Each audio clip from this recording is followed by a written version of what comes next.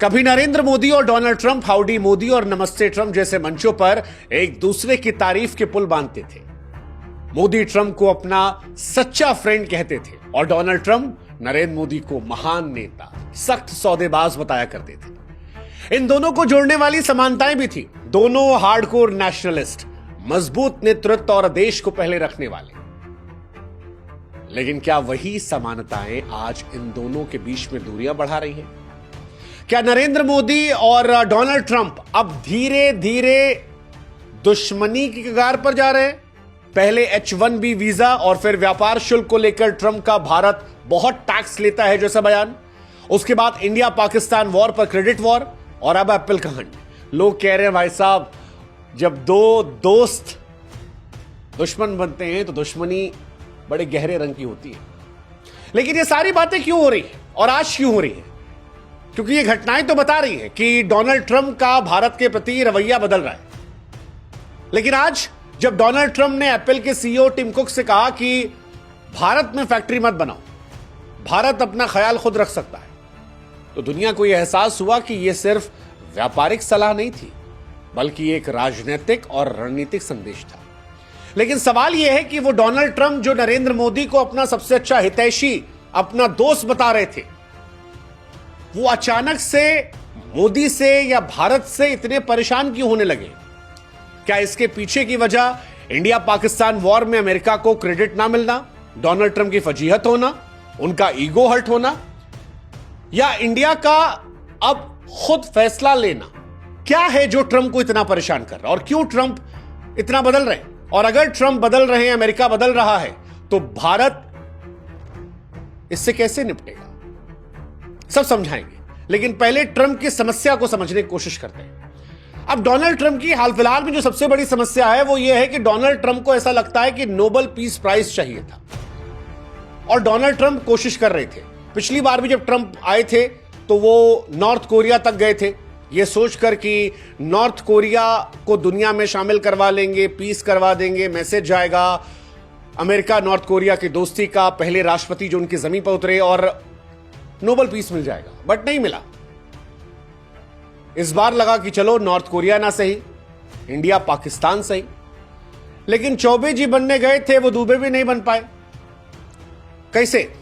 10 मई 2025 को Donald Trump ने खूब गाजे बाजे के साथ ऐलान किया कि जी हमने सीज फायर करवा दिया। उसके बाद भी 4 दिन में डोनाल्ड ट्रंप 4 बार कह चुके हैं कि मैं इंडिया पाकिस्तान को रोका हूं, व्यापार के लिए वॉर को रोका हूं मैं। लेकिन भारत इनके दावों को खारिज कर दिया, और इसके बाद डोनाल्ड ट्रंप की डिप्लोमेसी का ऐसा जनाजा निकला कि उनकी टीम शर्म से जमीन में गड़ गई। वो समझ नहीं पा रहे कि क्या बोले इस पे। डोनाल्ड ट्रंप की जो सीज फायर की मध्यस्थता थी, वो भी इतिहास के सबसे फ्लॉप और शर्मनाक तमाशों में तब्दील हुई थी। टिकटॉक सीज फायर लोगों ने कह दिया था, क्योंकि जैसे ही डोनाल्ड ट्रंप ने ऐलान किया उसके थोड़ी देर बाद पाकिस्तान से गोला चलने लगा, इंडिया ने भी गोला मारने लगा। उमर अब्दुल्ला ने कहा कि भैया ये कैसा सीज फायर? और फिर भारत ने कहा भी कि वॉर नहीं रोका है हमने, सिर्फ पॉज लिया है। और आप लोग जानते हो वॉर में काहे पॉज होता है। कश्मीर को लेकर भी डोनाल्ड ट्रंप ने कहा था कि मैं हल निकलवा दूंगा, I will solve this issue. फिर नोबेल प्राइज दिख रहा था उन्हें। लेकिन भारत बोला कि वो कश्मीर जो आपके लिए मसला है वो हमारे घर का मामला है, और घर के मामले में दोस्त भी इंटरफेयर नहीं करते। बात होगी तो पीओके पर होगी, वो जो पाकिस्तान को पैसा दे रहे हो उस पर होगी, आतंकवाद पर होगी। अब सवाल यह है कि क्या ये बातें डोनाल्ड ट्रंप की छवि को नुकसान पहुंचाई? क्या उनके अहंकार को ठेस पहुंचाई? मतलब फिर मैं कह रहा हूं, आप समझिए इस बात को, कि उत्तर कोरिया के किम जोंग से हाथ मिलाकर वो ग्लोबल पीस लीडर बनने चले थे। लगा था नोबेल प्राइज ले लेंगे, वहां फंसे तो इंडिया पाकिस्तान में शांति कथा करने लगे, लेकिन कहीं नहीं रहे वो। इसके अलावा डोनाल्ड ट्रंप जो है वो इंटरनेशनली अपने आप को मोस्ट डोमिनेटिंग लीडर के तौर पर पेश करते हैं। उनका कार्यकाल जो है ये आखिरी कार्यकाल है, और डोनाल्ड ट्रंप शायद चाहते हैं कि इस कार्यकाल में जितनी चर्चा हो वो डोनाल्ड ट्रंप को लेकर। लेकिन भारत का जब स्टैंड स्ट्रांग रहा तो इंडिया पाकिस्तान वॉर में चर्चा तो मोदी जी की हुई कि भाई चढ़ के मारे। क्या डोनाल्ड ट्रंप को ये सारी चीजें अखर गई? ये तो बात हो गई पर्सनल ईगो की। अब बात करते हैं अमेरिका को लेकर। टिम कुक ने दरअसल ये कह दिया था कि अमेरिका में जो आज आईफोन बिकते हैं वो 50% इंडिया में बन रहे हैं। अब इंडिया के लिए तो ये प्राउड मूवमेंट है, लेकिन डोनाल्ड ट्रंप के लिए टिंग टोंग खतरे की घंटी थी। ट्रंप को शायद इस बात का डर रहा होगा कि यार अगर एप्पल का सीईओ ये कह रहा है तो दुनिया के जो बड़े ब्रांड हैं उनका रुख भी तो बदलेगा, और अगर सब भारत की तरफ मुड़ गए तो क्या अमेरिका पर यह असर पड़ेगा। क्योंकि इस बार जब से डोनाल्ड ट्रंप लौटे हैं तब से अमेरिका फर्स्ट की वो बातें खूब कर रहे हैं। ऐसे में एक अमेरिकी आइकन कंपनी जो कभी चीन पर निर्भर थी अब भारत को निर्माण का हब बना रही है। क्या यह परेशान करने वाली चीज है? क्या मेक इन इंडिया जब मेक इन अमेरिका के सामने अपनी पहचान बना रहा है तो यह उनको परेशान कर रहा है? क्या परेशान कर सकता है? अब एप्पल का जो भारत में निवेश है वो भारत की अर्थव्यवस्था को तो मजबूत कर रहा है, ग्लोबली भी लोगों में एक मैसेज दे रहा है। ऐसे में डोनाल्ड ट्रंप की अमेरिका फर्स्ट नीति जो है वो इसको परेशान कर सकती है। एक कहानी है, हालांकि भारत कमजोर नहीं है क्योंकि भारत के पास आबादी बहुत बड़ी है। वही आबादी जो कई बार कमजोरी लगती है कई बार ताकत बन जाती है। बाजार बहुत बड़ा है। इंडिया में आज हम जैसे कितने लोग हैं जो आईफोन का इस्तेमाल कर रहे हैं। अब अगर एप्पल को लेकर कोई तामझाम करते हैं डोनाल्ड ट्रंप तो इंडियन गवर्नमेंट भी कार्रवाई कर सकती है, एप्पल पर बैन लगा सकती है, नियम सख्त कर सकती है और टैरिफ बढ़ा सकती है। अमेरिका को भी नुकसान हो सकता है। तो ऐसे में रिसेंट में कुछ होगा ऐसा तो लगता नहीं है। लेकिन डोनाल्ड ट्रंप ने जो बयान दिया है ये एक्चुअली एप्पल को लेकर केवल नहीं है, ये इंटरनेशनल बड़ी कंपनियों को लेकर है कि भारत में निवेश करने से पहले आप अमेरिका को प्रायोरिटी दो। और यहीं से सवाल उठ जाता है कि डोनाल्ड ट्रंप भारत के अब दोस्त हैं या दुश्मन बन गए हैं दोनों घटनाओं को लेकर, चाहे वो इंडिया पाकिस्तान वॉर वाली घटना हो या जो एप्पल को लेकर उन्होंने किया। देखो, डोनाल्ड ट्रंप अपना हित सोचते हैं, उसमें कोई गलत नहीं है, लेकिन जब भारत अपना हित सोचता है तो डोनाल्ड ट्रंप को बात बुरी लग जाती है। वो बात ईगो पे ले लेते हैं। वो चाहते हैं कि इंडिया उन्हें कहे कि आप बड़े आदमी हो, जैसे पाकिस्तान पैर छूता रहता है कि मालिक नमस्ते, सुबह निकलो गुड मॉर्निंग सर, शाम को पैर छू के मालिक नमस्ते। इंडिया ये नहीं कर रहा और इसी वजह से ट्रंप की बेइज्जती हुई थी। नरेंद्र मोदी को वो दोस्त मानते थे, उन्होंने कह दिया बड़बोलेपन में, भारत के पीएम के अनाउंसमेंट के पहले उन्होंने अनाउंसमेंट कर दी, लेकिन इसके बाद जो कुछ हुआ वो परेशान करने वाला था। हालांकि बहुत सारे लोगों को यह भी लगता है कि डोनाल्ड ट्रंप ने मोदी की दोस्ती का फायदा उठा लिया, क्योंकि अगर ऑपरेशन सिंदूर में अमेरिका इंटरफेयर ना करता तो भारत पाकिस्तान को और ठोकता और परेशान करता, और अगर भारत ऑपरेशन सिंदूर को अंतिम जाल तक ले जाता तो नरेंद्र मोदी की छवि इस सदी के सबसे ताकतवर नेता के तौर पर बन जाती। आप लोगों ने भी नरेंद्र मोदी को लेकर सवाल उठाए होंगे जब सीज फायर हुआ था, क्योंकि इंडिया शॉक हो गया था कि यार ये सीज फायर क्यों हुआ, हम तो एज में थे। और यहीं से कईयों का मानना है कि डोनाल्ड ट्रंप ने बीच में कूदकर सीज फायर करवाकर मोदी को लार्जर देन लाइफ बनने से रोकने की कोशिश की। जल्दबाजी में खुद ढोल पीटकर ऐलान कर मोदी का क्रेडिट छीनने की कोशिश की। हालांकि मोदी जी की किस्मत जो है वो भगवान अलग पेन से लिखे हैं। पाकिस्तान उसके बाद गोला बारूद लगाने लगा, भारत को मौका मिल गया कहने का कि काहे का सीज फायर। डोनाल्ड ट्रंप कह रहे हैं देख लो, और वो गोली दागेगा तो हम गोला दागेंगे। और उसके बाद फिर इंडिया ने स्टेटमेंट दे दिया कि वॉर खत्म नहीं हुई है, कश्मीर नहीं पीओके की बात करेंगे, और फिर डोनाल्ड ट्रंप के मजे ले लिए गए। लेकिन ये सारी बातें डोनाल्ड ट्रंप को परेशान कर रही थी। लेकिन सवाल यह भी कि ये शुरुआत तो डोनाल्ड ट्रंप ने की है, हमारी दोस्ती का नाजायज फायदा डोनाल्ड ट्रंप ने उठाया।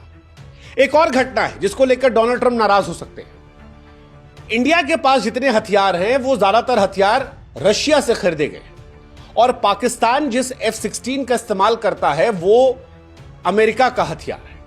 2019 में बालाकोट स्ट्राइक के बाद भी वायुसेना ने पाकिस्तान के अमेरिकी F-16 को हवा में उड़ाया था, और इस बार भी दावा चल रहा है कि जो पाकिस्तान का पायलट मारा गया है, जिसके जनाजे में शहबाज शरीफ गए थे, वो F-16 में था, तो उनका एक F-16 जो है वो और इदम गायत्रिदम नमम हो गया है।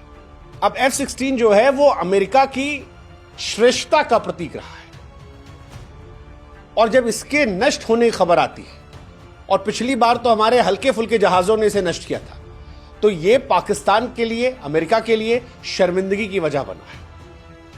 2019 में पहली बार F-16 को सार्वजनिक रूप से बेइज्जत होना पड़ा था। और इस बार भी कहानी है, क्योंकि F-16 अमेरिका के लिए केवल एक फाइटर जेट नहीं है, और यह फाइटर जेट की हार नहीं थी, यह अमेरिका के हथियारों की साख पर सवाल था।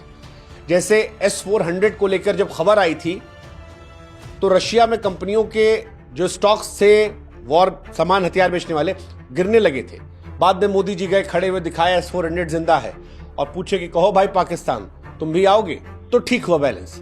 ऐसे ही F-16 अमेरिका का गुरूर है। अमेरिका ट्रंप की डिफेंस लॉबी के लिए सीधा धक्का था और यहीं से शायद अमेरिका को और टच हो गया, क्योंकि इंडिया अब खुद के भी हथियार बना रहा है। तो क्या ट्रंप जो है वो इंडिया को चाइना के तौर पर देख रहे हैं? मतलब चाइना के तौर पर कहने से मतलब जैसे चाइना इंडिपेंडेंट होने लगा आज से कुछ साल पहले, अब क्या उनको लग रहा है? क्योंकि डोनाल्ड ट्रंप ने कहा है कि भारत अपना ख्याल खुद रख सकता है।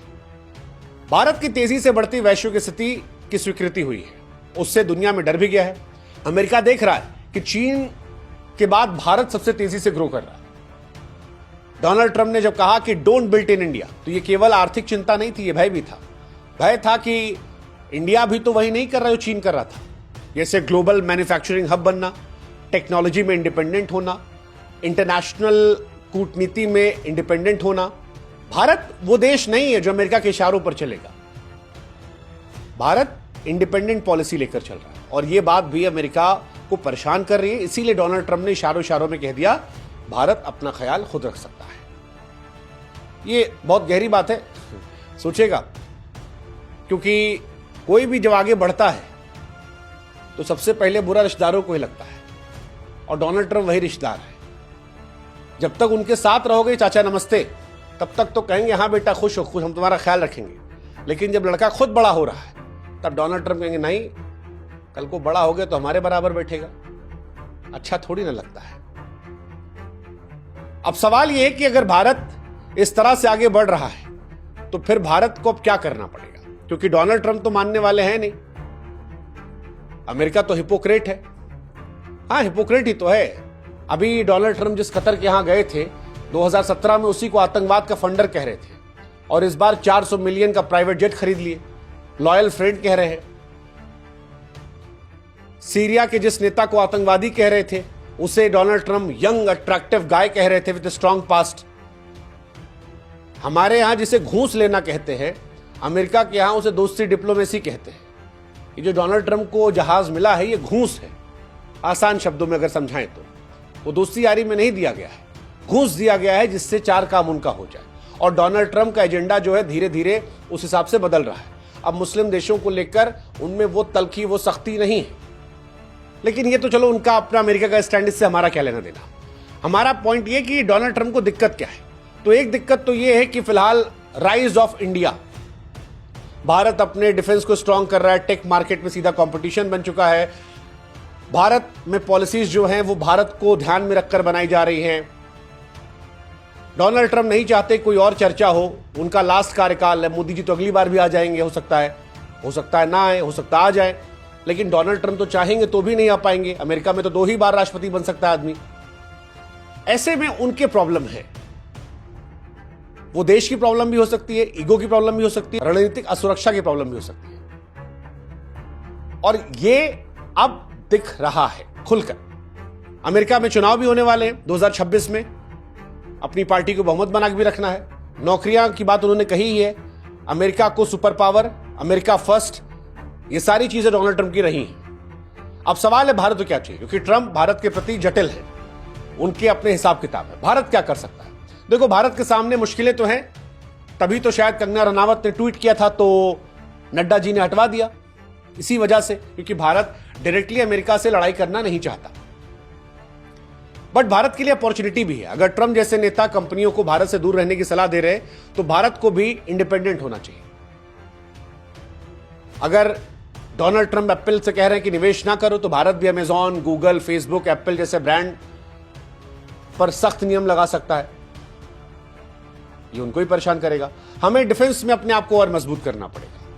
सेमीकंडक्टर बनाने होंगे, 5G नेटवर्क को और स्ट्रांग करना होगा, स्वदेशी हथियार बनाने होंगे, अमेरिका पर डिपेंडेंसी हमें कम करनी होगी। अब समय आ गया है कि भारत नीतियां बनाए, ग्लोबल गठबंधन करे, ताकि ट्रंप या बाइडेन जैसे किसी नेता का मोहताज न रहना पड़े। भारत केवल साझेदार नहीं बल्कि नीति निर्माता बने। आत्मनिर्भर भारत जो हम कहते हैं, वसुदेव कुटुंबकम की छवि को और प्रचारित करें और वैश्विक मंच पर एक बड़ी शक्ति के तौर पर उभरे। बाकी ट्रंप का जो विरोध है वो बहुत हद तक व्यक्तिगत है, अहंकार से भरा हुआ है, आर्थिक कंपटीशन के तौर पर है, असुरक्षा का भाव दिखता है। भारत लॉन्ग टर्म लेके सोच रहा है, अमेरिका भी अमेरिका फर्स्ट सोच रहा है, हम भी इंडिया फर्स्ट सोच रहे हैं। तो भारत के लिए कुल मिलाकर एक नया अवसर है। इस आपदा को अवसर में तब्दील किया जाए और वक्त है कि भारत न केवल एक साझेदार बल्कि जैसा कि हमने कहा नीति निर्माता और वैश्विक एक बड़ी ताकत के तौर पर उभरे। आत्मविश्वास के साथ अगर इस ताकत को हम समझेंगे, अपनाएंगे, तो अच्छे दिन जो है वो जरूर आएंगे।